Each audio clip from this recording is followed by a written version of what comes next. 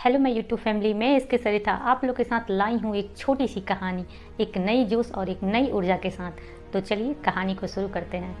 अम्रपाली की कहानी जो अनजाने में बन गई थी पूरे शहर की देवदासी। अम्रपाली की खूबसूरती ही उसकी ज़िंदगी की सबसे बड़ी समस्या बन गई थी। जाने इतिहास की सबसे खूबसूरत महिलाओं में से एक के बारे में। एक कहावत आपने सुनी होगी कि खूबसूरत लड़कियों का इतराना भी अच्छा लगता है। ऐसी आम धारणा है कि अगर कोई खूबसूरत है तो उसकी ज़िंदगी आसान होगी, क्योंकि कोई काम यूं ही ऐसे ही बन जाएंगे। लेकिन इतिहास में कई ऐसी कहानियां हैं जो बताती है कि किस तरह से खूबसूरती की ही महिलाओं के लिए अभिशाप बन गई। ऐसे ही एक कहानी है अम्रपाली की कहानी, जिसे वैशाली की नगर वधू बना दिया गया। भारत के इतिहास की सबसे चर्चित कहानियों में से एक है अम्रपाली की कहानी। अम्रपाली की कथा ऐसी है जिसमें उस दौर की सबसे खूबसूरत और हर मामले में दक्ष कन्या को पहले वेश्या की तरह देखा गया और नगर वधू बना दिया गया, और बाद में उसने अपनी जिंदगी बौद्ध भिक्षुणी बनकर बिताना सही समझा। अम्रपाली की असली माता पिता कौन थे, इसके बारे में कोई जानकारी किसी को भी दस्तावेज में नहीं है। कहानी के मुताबिक अम्रपाली वैशाली नगर के एक गरीब दंपति को आम के पेड़ के नीचे मिली थी। नवजात बच्ची को इस तरह से देखकर उस दंपति ने उसे उठा लिया और आम के पेड़ के नीचे होने के कारण उसका नाम अम्रपाली रख दिया। अम्रपाली के घर में धन आदि नहीं था, लेकिन फिर भी उसके माता पिता ने उसके लालन में कोई कमी नहीं की।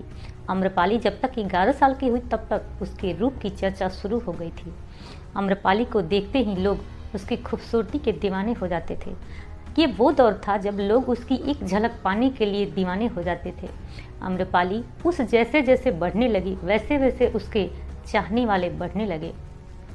खूबसूरती के कारण अम्रपाली के माता पिता को होने लगी परेशानियां, बहुत चिंतित रहने लगे और बहुत ही सोच में पड़ गए।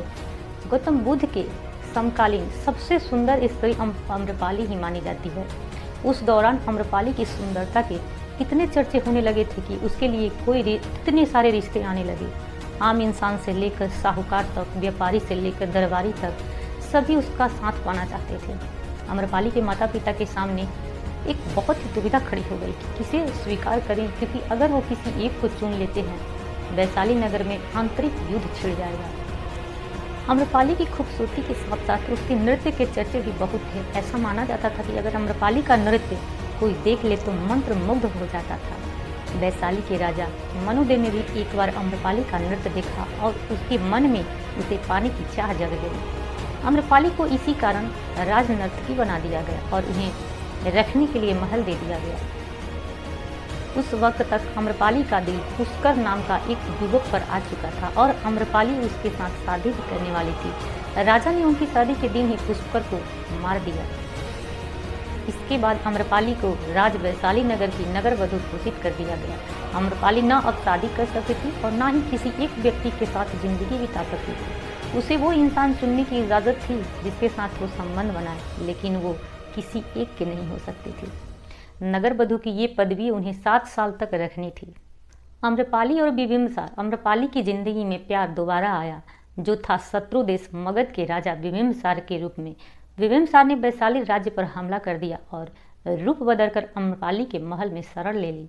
बिंबिसार को अम्रपाली ने जगह दी, तब उसे नहीं पता था कि वैशाली का राज्य खतरे में है। बिंबिसार के साथ वो अगले कुछ हफ्ते रही और उसके बाद ही उसे सच्चाई का पता चला। तब तक दोनों प्यार में पड़ गए थे और अम्रपाली को सच्चाई का पता चलते ही उसने बिंबिसार से युद्ध रोकने को कहा। बिंबिसार तब तक अम्रपाली से इतना प्यार कर बैठे थे कि उन्होंने युद्ध रोक दिया और अम्रपाली के साथ उनका प्यार परवान चढ़ा। अम्रपाली ने इसके बाद बिंबिसार के बेटे विमलकुंडा को जन्म दिया। कुछ समय के बाद बिंबिसार को उसके बेटे अजातशत्रु के द्वारा मौत के घाट उतार दिया गया। अम्रपाली और अजातशत्रु। बिंबिसार के मरने के बाद अजातशत्रु ने वैशाली पर आक्रमण कर दिया।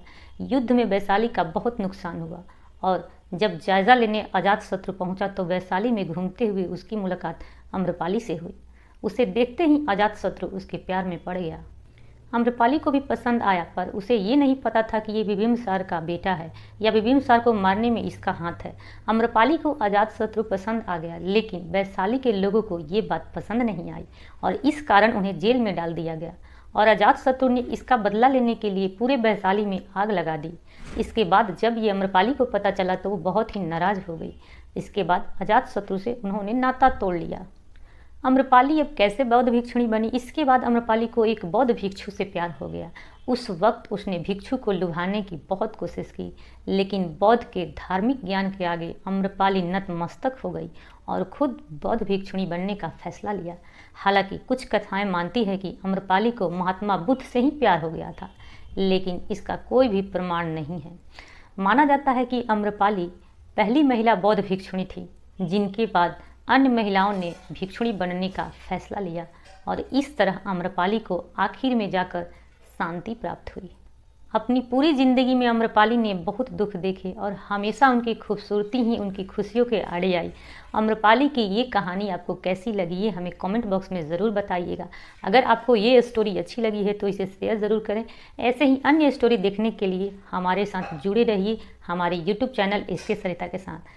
तो चलिए मिलते हैं अगले वीडियो में, तब तक आप खुश रहिए, मुस्कुराइए। जय हिंद।